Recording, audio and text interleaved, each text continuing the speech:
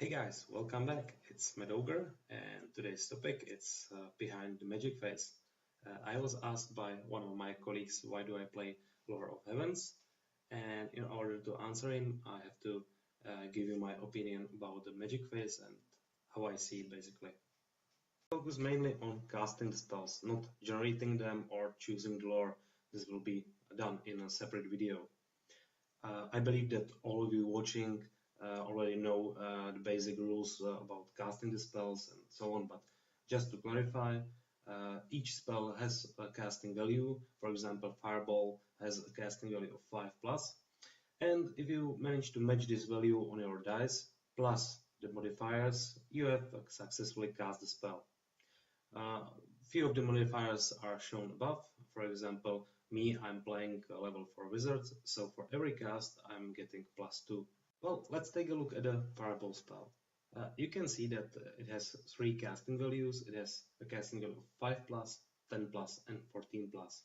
Basically, the bigger the casting value is, the better the spell is. It gets more range and more hits. So, how do you decide which one do you use and how much dice do you want to throw at it? This issue takes us to casting probabilities. This is just a simple table that I have created. On the left, you can see number of dice used, and on top there is a casting value that is required or roll that is required.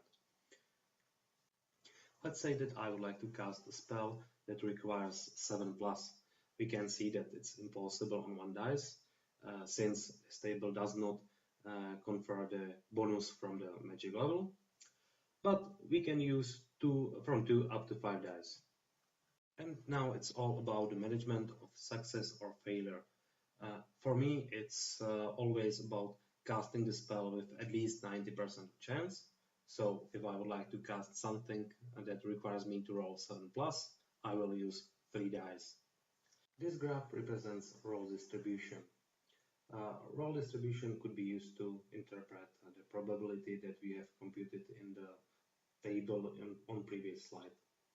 For example, here we have roll distribution of rolling 4 dice.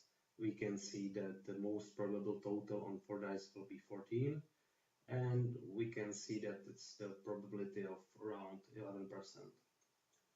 So if I want to calculate the probability for rolling 14 plus, I will just simply add all the probabilities from rolling 14 up to rolling 24.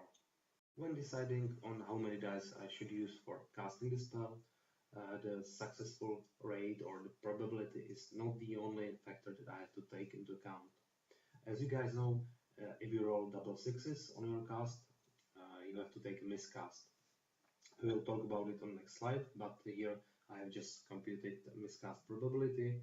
You can see that it's impossible to miscast on 1d6, but it's quite possible to miscast on 2d6, 3d6, and so on. Here we can see miscast results.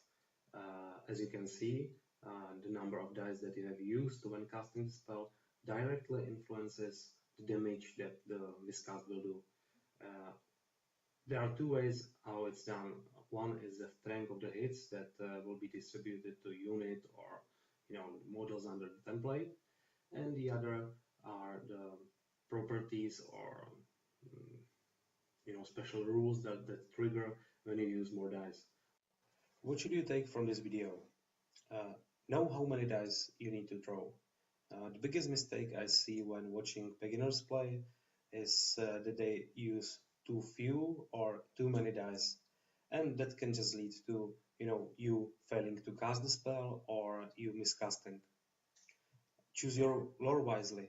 There are lores that are really expensive that requires you to throw more dice, and then there are lores that are really cheap, like fire, for example. It is relatively safe to cast spells on 2 or 3 dices. It's not like you cannot miscast on 2 or 3 dices, but at least you will not get sucked to the warp. And magic bonus is important. You have to decide which lore, or one of the factors when I'm deciding which lore should I use is my magic bonus. because with level 3 or 4 wizard, you are able to cast spells much easier. Well, that concludes my second video. Hopefully you can see the improvement from the first one. At least it's more aesthetically pleasing.